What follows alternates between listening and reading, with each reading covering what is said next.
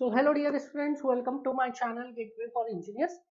Now in the today's class we'll start a new topic of this chapter, but before starting the new topic हम कुछ general discussion करना चाहता हूँ मैं आपसे about stress and strain on the basis of measurements कि stress का measurement कैसे करते हैं और strain का measurement कैसे। देखिए स्ट्रेस को मेजर करना is very very very difficult actually. अगर आप प्योरली बोले, अगर आप एथिकली बोले तो स्ट्रेस को मेजर करना इज नॉट पॉसिबल। ठीक है, अभी तक कोई ऐसा इंस्ट्रूमेंट बना नहीं है जिससे कि हम एक्सपेरिमेंटली स्ट्रेस को मेजर कर पाए। ठीक है, इसलिए स्ट्रेस को असेस करने का सिर्फ और सिर्फ एक ही तरीका रह जाता है, that is calculation of stress. हम स्ट्रेस को मेजर नहीं कर सकते, स्ट्रेस को कैलकुलेट कर सकते हैं। ठीक है, now on the other hand जो स्ट्रेन है, स्ट्रेन को हम प्रिसाइजली मेजर कर सकते हैं by the help of experiment और you can say by the help of instrument, and that instrument is called as what? That instrument is called as strain gauges. Now strain gauge क्या होता है? strain gauge एक instrument होता है जो क्या करता है कि जो स्ट्रेन को मेजर करता है। अब मैकेनिकल स्ट्रेन गेज की बात करो तो मैकेनिकल आप बोल सकते हैं that strain gauge is a scale, scale is also strain gauge. कैसे स्केल स्ट्रेन गेज हो जाता है? आप एक बार ले लीजिए, बार का इनिशियल लेंथ मेजर कर लीजिए स्केल से, उसमें आप लोड लगाइए, स्ट्रेसेस लगाइए, उसकी वजह से क्या होगा? उसमें इलॉन्गेशन आएगा, स्ट्रेन्स आएंगे, तो final length minus initial length upon initial length क्या दे देगा? आपको स्ट्रेन दे देगा। सो मैकेनिकली हम स्ट्रेंथ को मेजर कर सकते हैं बाय स्केल। बट ये जो हम स्केल से स्ट्रेन मेजर करते हैं इसका एक्यूरेसी बहुत ही कम होता है। ठीक है, इसका एक्यूरेसी बहुत ही कम होता है क्योंकि स्ट्रेन जो है that strain is very very very less quantity का होता है। किसी भी आप अगर मेटल्स की बात करें तो मेटल्स की स्ट्रेन जो होता है बहुत ही कम होता है, उसका वैल्यू मैग्नीट्यूड बहुत कम होता है। तो इतनी कम वैल्यू को स्केल से प्रिसाइजली मेजर करना इज डिफिकल्ट और उसमें एरर ज्यादा आता है। सो इसके लिए क्या होता है? इसके लिए इलेक्ट्रॉनिक स्ट्रेन गेजेस आते हैं। नो इलेक्ट्रॉनिक स्ट्रेन गेजेस क्या करते हैं? हम उनको फिट कर देते हैं जिस भी डायरेक्शन के अलोंग हमें स्ट्रेन मेजर करना है। तो suppose this is a bar and इस बार में मुझे एक्स एक्सिस के अलोंग स्ट्रेन को मेजर करना है। सपोज अलोंग दिस एक्सिस मैं क्या करना चाहता हूँ? स्ट्रेन को मेजर कर। तो क्या करेंगे हम? स्ट्रेन गेज को ऐसा इस एक्सिस के अलोंग फिक्स कर देंगे। This is a strain gauge and this is a electronic device. ठीक है, this is a electronic strain gauge. Now strain gauge को फिक्स कर दिया हमने इनिशियली, फिर उसके बाद जब स्ट्रेसेस लगाएंगे तो स्ट्रेसेस की वजह से क्या आएगा? स्ट्रेन्स आएंगे एंड स्ट्रेन्स जब आएंगे तो क्या होगा? ये इलेक्ट्रॉनिक डिवाइस में रेजिस्टेंस डेवलप होगा एंड उस रेजिस्टेंस को मेजर करके हम क्या बता सकते हैं? उस रेजिस्टेंस को मेजर करके हम बता सकते हैं कि मटेरियल में कितने स्ट्रेन्स आ रहे हैं। ठीक है, तो इस तरीके से हम क्या कर सकते हैं? इस तरीके से हम प्रिसाइजली स्ट्रेन को मेजर कर सकते हैं with accuracy, with high accuracy. ठीक है, बट स्ट्रेसेस को मेजर करना is not at all possible. ठीक है, ऐसा कोई इंस्ट्रूमेंट नहीं बना। तो फिर हमें क्या करना पड़ता है? हमें स्ट्रेन्स को मेजर करके हमें क्या करना पड़ता है? स्ट्रेसेस को कैलकुलेट करना पड़ता है। कैसे कैलकुलेट करते हैं हम स्ट्रेसेस को? स्ट्रेसेस को हम कैलकुलेट करते हैं sigma 1 is equal to E upon 1 minus mu square epsilon 1 plus mu epsilon 2। ये फॉर्मूला अभी हमने देखा था, ये फॉर्मूला हमने डिराइव किया था सिग्मा 1 एंड सिग्मा 2 का फॉर्मूला। सो इस तरीके से अगर हमें दो परपेंडिकुलर एक्सिस पे स्ट्रेन मिल जाता है तो उससे हम क्या कर सकते हैं? उससे हम स्ट्रेसेस को कैलकुलेट कर सकते हैं। तो स्ट्रेसेस को प्रैक्टिकली मेजर करना इज नॉट पॉसिबल, पर प्रैक्टिकली हम कैलकुलेट करते हैं स्ट्रेसेस को। कैसे कैलकुलेट करते हैं? By the help of strain gauge. Now एक स्ट्रेन गेज से काम नहीं चलता है, हमें कुछ नंबर ऑफ स्ट्रेन गेजेस का अरेंजमेंट लेना पड़ता है अगर हम मटेरियल में हर डायरेक्शन में, मटेरियल में हर प्लेन पे अगर हम स्ट्रेस को कैलकुलेट करना चाहते हैं तो। So that arrangement of strain gauge is called as what? That arrangement of strain gauge is called as strain rosette. ठीक है, so strain rosette is what? Strain rosette is nothing but it is an arrangement of what? It is an arrangement of strain gauges. और strain gauges का arrangement क्यों करना पड़ता है? strain gauges का arrangement इसलिए करना पड़ता है क्योंकि हमें दो परपेंडिकुलर एक्सिस के अलोंग हमें नॉर्मल स्ट्रेन चाहिए और जो दो परपेंडिकुलर एक्सिस के अलोंग हम नॉर्मल स्ट्रेन ले रहे हैं उन्हीं दोनों एक्सिस के अलोंग हमें क्या चाहिए? शियर स्ट्रेन चाहिए। तभी हम क्या कर सकते हैं? तभी हम स्ट्रेन का ट्रांसफॉर्मेशन कर सकते हैं और स्ट्रेन का ट्रांसफॉर्मेशन करके किन्हीं भी दो परपेंडिकुलर एक्सिस के ऊपर स्ट्रेन कैलकुलेट कर सकते हैं, that is normal strain and shear strain. और दो परपेंडिकुलर एक्सिस के ऊपर अगर हमें normal strain and shear strain मिल गया तो उसके करस्पॉन्डिंग हम उन दो परपेंडिकुलर प्लेन पे क्या निकाल सकते हैं, स्ट्रेसेस, नॉर्मल स्ट्रेसेस कैलकुलेट कर सकते हैं। ठीक है, तो अभी हम देखेंगे कि कैसे हम स्ट्रेन से स्ट्रेसेस को कैलकुलेट करते हैं। ठीक है, सो पहले आप लिखिए strain rosette. What is strain rosette?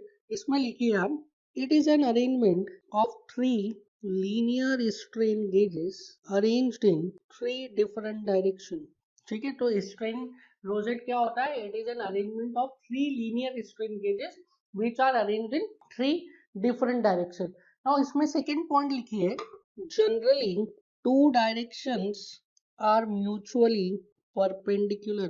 ठीक है, it is not कि हर केस में हम दो परपेंडिकुलर डायरेक्शंस में स्ट्रेन गेजेस को रखेंगे। जनरली दो डायरेक्शंस में, दो परपेंडिकुलर डायरेक्शंस में रखते हैं और तीसरा किसी डिफरेंट डायरेक्शन में रखते हैं। नाउ इससे होगा क्या, इस अरेंजमेंट से हम ये देखते हैं। So suppose these are two perpendicular axes, ये दो perpendicular axes है, and इन दोनों perpendicular axis के along हमने क्या किया है, इन दोनों perpendicular axis के along हमने strain gauges setup किए। ठीक है, so this is y axis, this is x axis, तो ये क्या देगा आपको, एप्सिलॉन x देगा, ये देगा एप्सिलॉन y।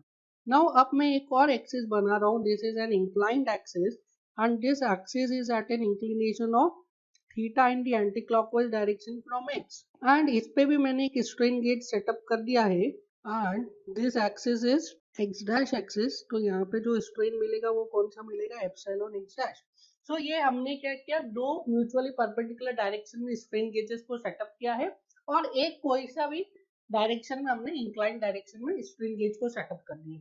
सो मिनिमम जो स्ट्रेन गेजेस का सेटअप हमें चाहिए रहता है for transformation of strain, minimum 3 strain gauges का हमें सेटअप चाहिए होता है। सो ये 3 स्ट्रेन गेजेस को हमने सेटअप कर दिया। अब हम इससे क्या करेंगे, इससे हम देखेंगे स्ट्रेन ट्रांसफॉर्मेशन, और स्ट्रेन ट्रांसफॉर्मेशन हमने कर लिया तो उससे हम कैलकुलेट कर सकते हैं किसको, उससे हम इजीली स्ट्रेसेस को कैलकुलेट कर सकते हैं।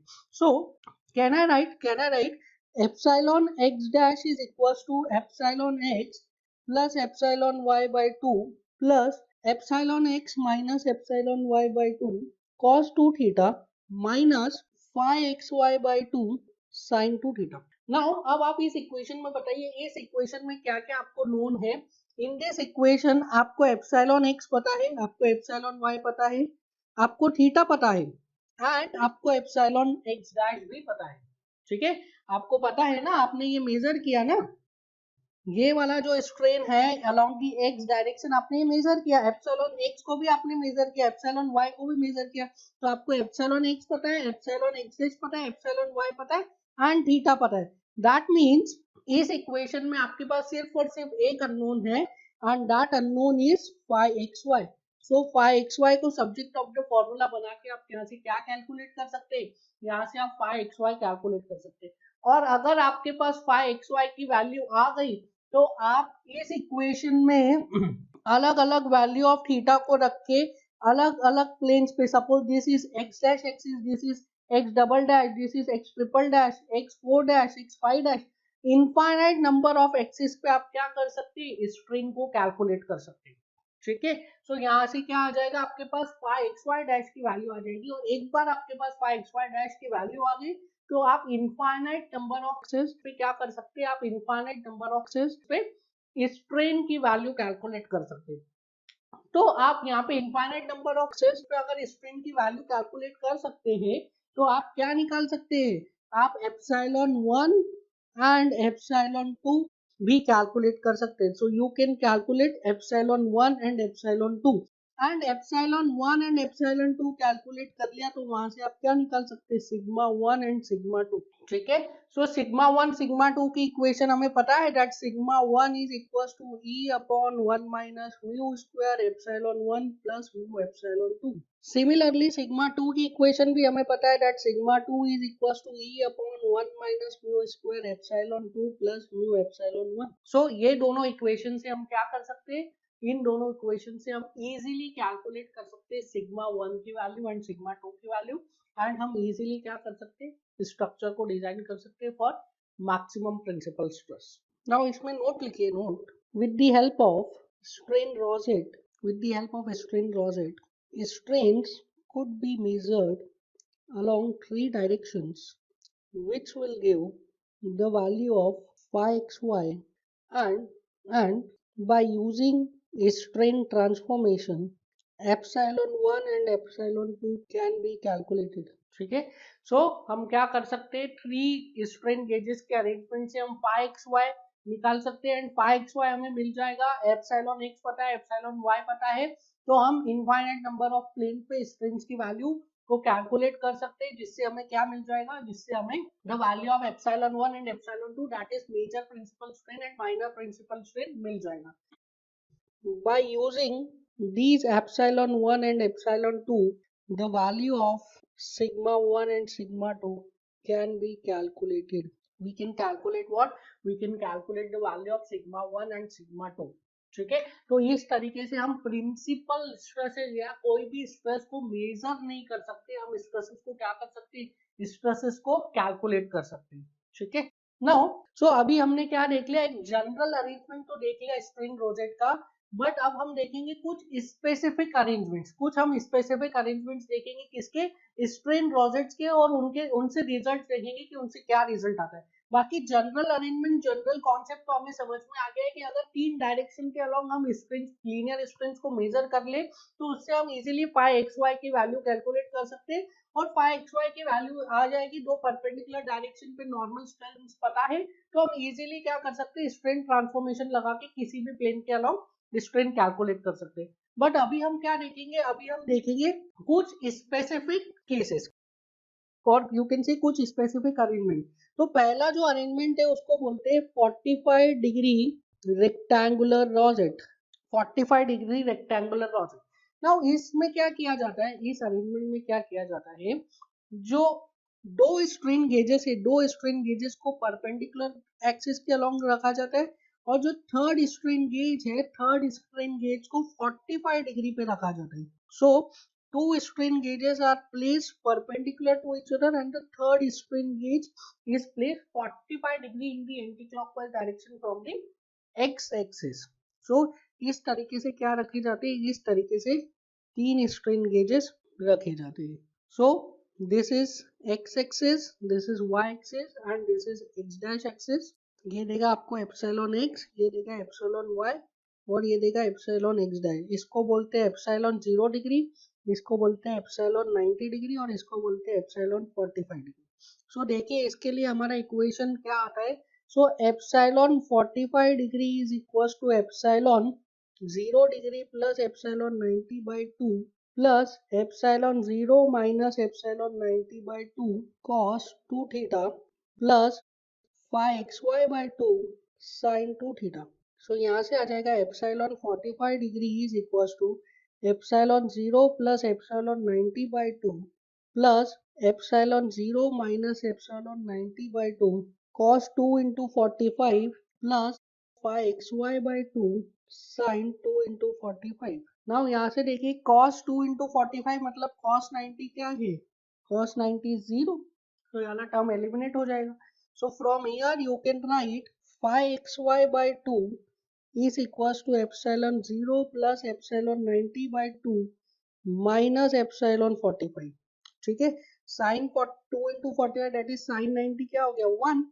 So यहाँ से आपके पास रिजल्ट आ जाता है, that is phi xy is equals to epsilon 0 minus 2 times of epsilon 45 plus epsilon 90. So ये आपको 45 डिग्री स्ट्रेन रोजेट से डायरेक्ट रिजल्ट मिल गया, that phi xy is equals to epsilon 0 minus 2 into epsilon 45 plus epsilon 90. ठीक है, direct आपको result मिल गया, आपको calculation इतना करने की जरूरत नहीं. सो आई एडवाइस कि आप ये वाला एक रिजल्ट याद रखिए, क्योंकि जो स्ट्रेन रोजेट है इससे क्या है, इससे बड़े बड़े न्यूमेरिकल्स बनते हैं, और आपका जो एग्जाम है, आपके कॉम्पिटिटिव एग्जाम में उसको ऑब्जेक्टिव क्वेश्चन पूछना है, तो ऑब्जेक्टिव क्वेश्चन इसी टाइप के रिजल्ट से वो ले सकता है, आपका कॉन्सेप्ट भी चेक कर लेगा और आपका ज्यादा टाइम भी वेस्ट नहीं करेगा. ठीक है, सो ये इक्वेशन आपको याद रखनी चाहिए. नाउ जो सेकेंड स्पेशल केस है, special case number 2, that is delta rosette, that is delta rosette. Now इसमें क्या किया जाता है डेल्टा रोजेट में, in the shape of delta strain gauges को अरेंज किया जाता है. So first strain gauge is arranged along x axis, second strain gauge को अरेंज किया जाता है at 60 degree and third strain gauge को अरेंज किया जाता है एट 120 डिग्री. ठीक है, सो इस तरीके से स्ट्रेन गेजेस को अरेंज किया जाता है. सो this is along x axis, this is along 60 degree and this is along 120 degree. So इस तरीके से तीन स्ट्रेन गेजेस को अरेंज किया जाता है. I will write this as, this will give definitely epsilon x, this will give epsilon x dash and this will give epsilon x double dash. This theta is 60 degree and this theta is 120 degree. ठीक है, एक theta कितना है 60 degree, दूसरा कितना है 120 degree. So for this we can write equation that epsilon x dash is equals to epsilon x plus epsilon y by 2 plus epsilon x minus epsilon y by 2 cos 2 into 60 plus phi xy by 2 sin 2 into 60. ये हो गया हमारा equation number 1. Equation number 2 लिख सकते हैं epsilon x double dash is equals to epsilon X plus epsilon Y by 2 plus epsilon X minus epsilon Y by 2 cos 2 into 120 degree plus phi x Y by 2 sin 2 into 120 degree. Now ये जो दो equations हैं, आप इसमें बताइए आपको क्या क्या पता है. आपको एप्सिलॉन एक्स डैश पता है, आपको एप्सिलॉन एक्स पता है, आपको थीटा पता है, एप्सिलॉन एक्स डबल डैश पता है, एप्सिलॉन एक्स पता है और आपको थीटा पता है. तो ये दो इक्वेशंस में अननोन क्या क्या है आपके पास. ये दो इक्वेशन में सिर्फ और सिर्फ दो अननोन्स है, that is epsilon Y and phi x Y. So epsilon Y and phi x Y are unknowns. आपके पास दो इक्वेशन है, दो अननोन है, यू कैन इजीली सॉल्व और epsilon Y and pi x Y की वैल्यू आप कैलकुलेट कर सकते हो. ठीक है, इसलिए मैंने कहा है कि तीन स्ट्रेन गेजेस को आप किसी भी डायरेक्शन में रख दीजिए, आप स्ट्रेन ट्रांसफॉर्मेशन कर सकते हैं, उससे आप epsilon Y and pi x y calculate कर सकते हैं. एक बार आपके पास epsilon Y and pi x y आ गया, आप इजीली स्ट्रेन ट्रांसफॉर्मेशन कर सकते हैं. So this was the second special case. So epsilon Y and pi x Y are unknowns. This is first equation, this is second equation. So I will write using above two equations, epsilon y and phi xy can be calculated. Okay, we can calculate the value of epsilon y and phi xy. So this was the second case. Next case देखिए, special case 3 और special case 3 is star rosette. Now इसमें देखिए किस तरीके से arrangement किया जाता है स्टार रोजेट में. So this is your x direction. So the first strain gauge is placed along x direction. Second strain gauge को प्लेस किया जाता है at 120 degree to the x direction and third strain gauge को place किया जाता है at an angle of 240 degree from the x direction. So इन तीन एक्सिस के अलोंग क्या किया जाता है, इन तीन एक्सिस के अलोंग स्ट्रेन गेजेस को प्लेस किया जाता है. ठीक है, तो एंगल्स कितने हो गए, this is 120 degree and this angle is 240 degree. So ये दो एंगल्स आ गए आपके पास, एक 120 डिग्री एंड 240 डिग्री. 120 डिग्री पे आपको मिल जाएगा एप्सिलॉन एक्स डैश, 240 डिग्री पे मिल जाएगा एप्सिलॉन एक्स डबल डैश और एक्स एक्सिस के अलोंग मिल जाएगा आपको epsilon x. This is x dash axis, this is x double dash axis. So same concept हमको यूज करना है. आप इस बार कौन कौन से एंगल यूज करेंगे, आप यूज करेंगे 120 डिग्री एंड 240 डिग्री. सो ये दोनों एंगल्स को यूज करके आप क्या कर सकते हैं, आप इजीली कैलकुलेट कर सकते हैं the value of what, the value of epsilon Y and phi x Y. So epsilon Y and phi x Y can be calculated by generating two equations against theta is equals to 120 degree and 240 degree. ठीक है, तो आपको दो equations generate करनी है. एक बार theta को रखो 120 डिग्री, उसमें जो इंक्लाइंड एक्सिस के अलोंग स्ट्रेन आएगा that is epsilon x dash. एक बार थीटा को रखो 240 डिग्री, उसमें जो इंक्लाइंड एक्सिस के अलोंग स्ट्रेन आएगा that is epsilon x double dash. Easily आप pi x y and epsilon y की वैल्यू कैलकुलेट कर सकते हैं. नाउ अब क्या होता है, स्टूडेंट्स कंफ्यूज होते हैं delta rosette and star rosette में. देखिए ऐसा नहीं है कि सिर्फ जो एक अरेंजमेंट आपने ऊपर देखा उसी को ही डेल्टा रोजेट या स्टार रोजेट बोलेंगे. इस टाइप का अरेंजमेंट भी स्टार रोजेट कहला सकता है. ठीक है, if the arrangement is like this, ठीक है, जो ऊपर अरेंजमेंट आपने देखा था इस अरेंजमेंट को आप 90 डिग्री से रोटेट कर दीजिए। सो नाउ ये एक्सिस क्या बन गई है, x axis, this axis is x dash axis and this axis is x double dash. ये एंगल आपका हो जाएगा 120 डिग्री और ये एंगल हो जाएगा आपका 240 डिग्री। तो इस तरीके से भी आपको स्टार रोजेट दे सकता है वो एग्जाम में। सिमिलरली जो डेल्टा रोजेट है, डेल्टा रोजेट में आपको कुछ ऐसा अरेंजमेंट दे सकता है, देखिए this is your x axis, this is your 60 degree पे x dash axis and this is 120 degree पे x double dash axis. So this is x axis, this is x dash axis, this is x double dash axis. This angle is how much 60 degree and this angle is how much 120 degree। तो ये क्या हो गया, this is a star rosette and this is delta rosette। ठीक है, तो आपको उसमें कंफ्यूज नहीं होना है, आप इस तरीके से भी आपको डायग्राम देता है स्टार रोजेट का या डेल्टा रोजेट का, आपको ज्यादा कंफ्यूज नहीं होना है। बस यही ध्यान रखना है कि जो डेल्टा रोजेट है उसमें एंगल कितना बनता है, एंगल बनते हैं 60 एंड 120, और जो स्टार रोजेट है उसमें कितने एंगल्स बनते हैं, उसमें एंगल बनते हैं 120 degree and 240 degree. 45 degree rectangular rosette में तो नाम में ही लिखा है that it is 45 degree rectangular rosette. So I hope कि आपको स्ट्रिंग रोजेट का कॉन्सेप्ट समझ में आया होगा, क्या होती है स्ट्रिंग रोजेट ये समझ में आया होगा, क्यों हम स्ट्रिंग रोजेट को बनाते हैं, क्यों उनको यूज करते हैं ये समझ में आया होगा। So this is it for the today's class, will meet in the next class. Thank you.